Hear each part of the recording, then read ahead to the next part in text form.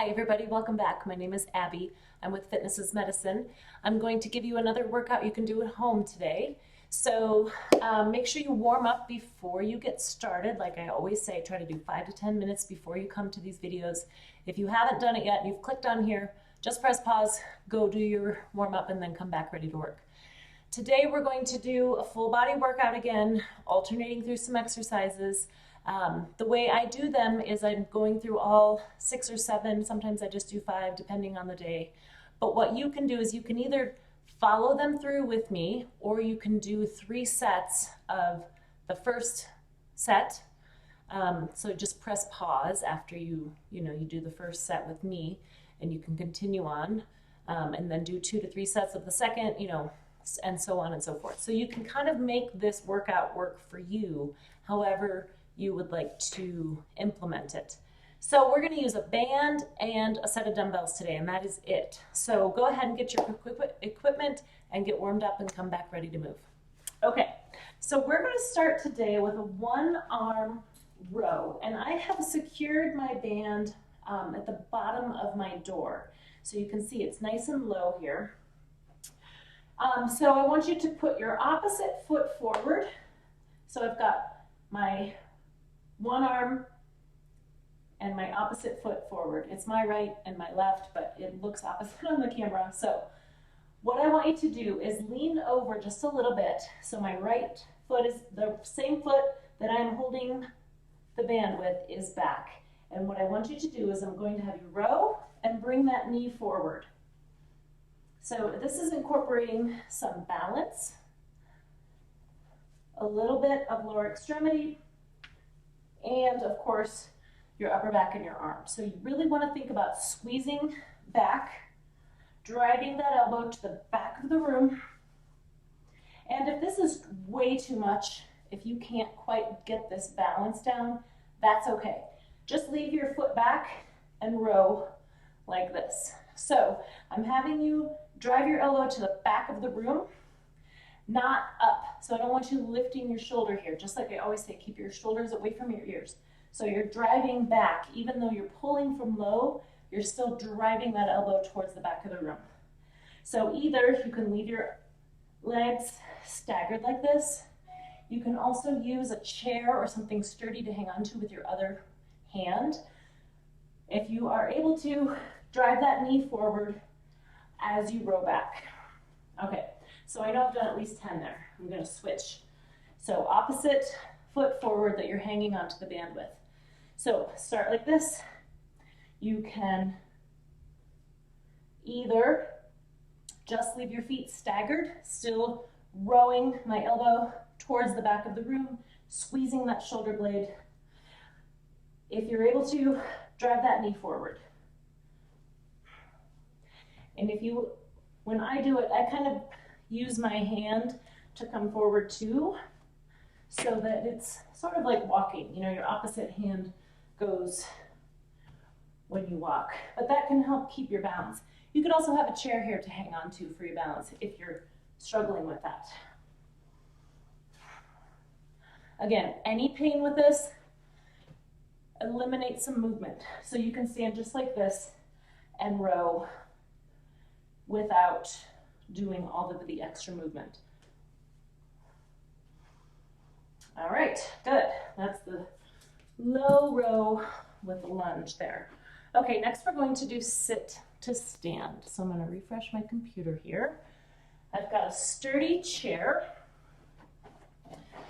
You can do this from a kitchen chair is probably your best bet to do this one because it's a nice sturdy chair, or like a office chair, not one of the rolly kinds. So stand and sit back down. So the easiest way to do this is to get up on the edge of that chair. You can stagger your feet a little bit and stand up and sit back down. See if you can do it without hanging on or pushing off. If you need to, that's okay. But we're working on getting those legs stronger so you can get in and out of a chair more easily. And the reason I like doing sit to stands, even if you don't have trouble getting out of a chair, it's a great way to do a squat and keeping in good form with your knees in a good position, because it automatically makes you sit back, just like you would with a good form with a squat. So the reason I'm staggering my feet, if you have knee pain, put the knee that hurts a little bit more forward. It doesn't have to go into as much flexion that way, and it doesn't work quite as hard as the other one. But you can play with it. Sometimes it feels better one way or the other. If you need to, you can push off those legs. I know that getting in and out of a soft chair can be really hard. So the key to getting in and out of a really soft chair is getting up towards the edge, and then you can kind of drive your upper body forward a little bit. Okay, the more you do this from a firm chair, the stronger those legs are going to be, which will then be able to propel you out of a softer chair more easily. Okay, next we're going to do seated knee lifts. So we're going to stay in that hard, protected chair. This one's actually a little hard because it scoots backwards. I'm going to have you do seated knee lifts. So this is one of those deceiving ones that looks easy until you start to do it. But if you put your hands underneath your thighs and then lift your knees up, trying to pick both of your feet up off the floor at the same time. So this is a really big core exercise, trying to lift those legs up off the floor. Now, the key to this is to think about crunching towards your knees versus rocking back. When you rock, you use momentum and you're not engaging those abs like you should. So really focus on staying with your torso in the same position. Slowly lifting and lowering those knees, trying to pull your feet off the floor at the same time. Now, if you find yourself, kind of staggering, see if you can at least switch the stagger. Try 5 on one side. You might not be able to get both of them off the ground at the same time, and that's okay. Try to at least alternate which leg you're staggering with. If you're pulling one leg up, maybe do that a few times and then try to work it, pulling the other one up first. And then as you do these, really work hard to pull them both up off the ground at the same time. It may take a few times. It may take days of working on it. Give yourself a break in between days, but as you get stronger, you should be able to do that. Okay, now we're going to give your lower body a break and do some shoulders. So I'm going to refresh my screen again here. We're going to do shoulder press with a couple dumbbells. So I want you to get a little bit of balance in.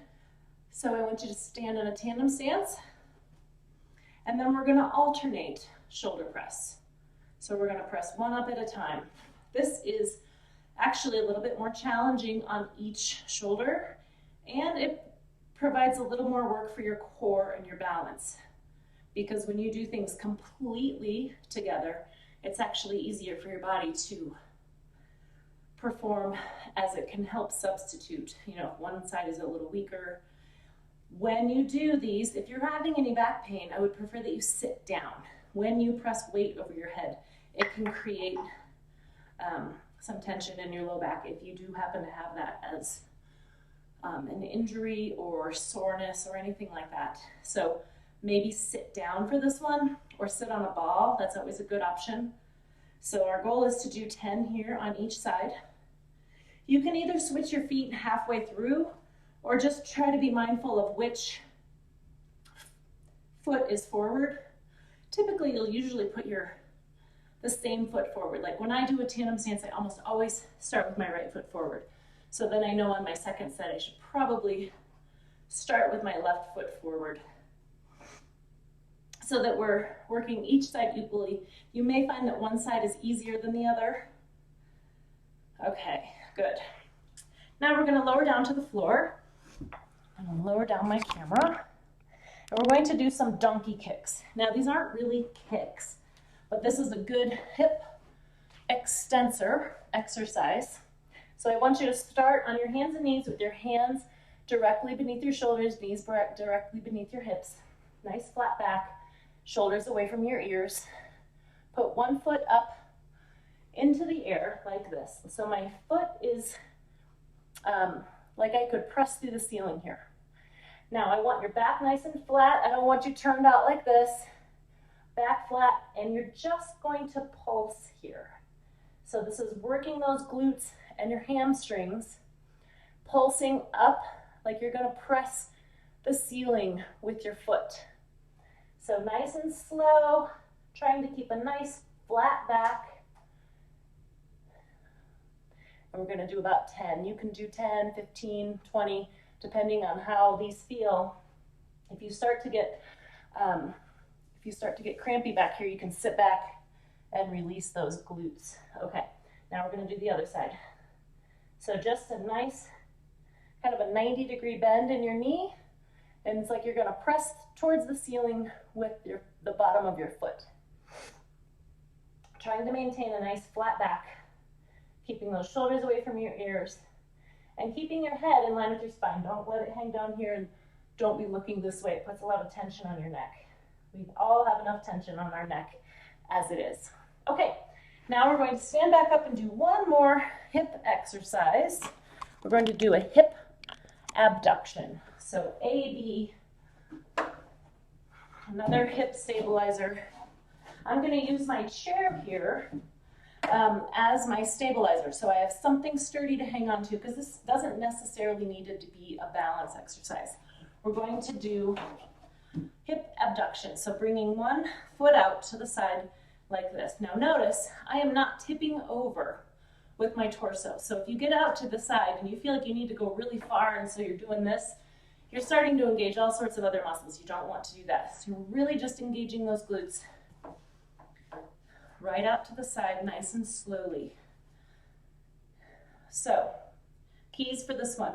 Keep your toe straight forward, almost turned in a little bit. That's what I tell people in my gym, is to almost turn it in a little bit to make sure it's not leading out like this. You may find yourself leading out like that because our hip flexors and our quads want to take over because they're strong. They get used a lot.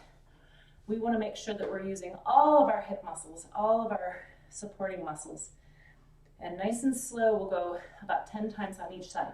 So you can turn around or just flip your chair. The other key to this one is notice that this hip is staying nice and stable. This hip might be getting tired standing on it like this, especially after everything we've done.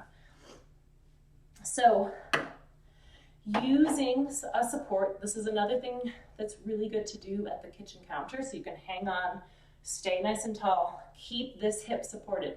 If you find yourself sagging into that hip at all and having a really hard time getting this one off, then reset, get those hips nice and stable, hang on to something, so really help you keep those hips nice and level, and then try to do a few more. If you need to reset after a few, that's okay. I'd rather have you, if you notice that you're having a hard time getting that foot off the floor, it's probably because this hip is sagging out just a little. So use anything you can to keep nice and stable, and as you get stronger, as you continue to do these, you should be able to do them more easily without that hip sag.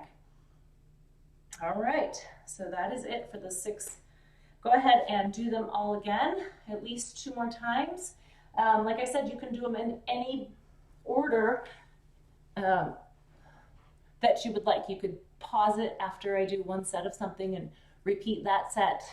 What I like about doing them in this circuit fashion is that you can keep moving. I'm working different muscle groups each time, so you can keep moving and kind of get through them more quickly. So that's why I kind of do them this way.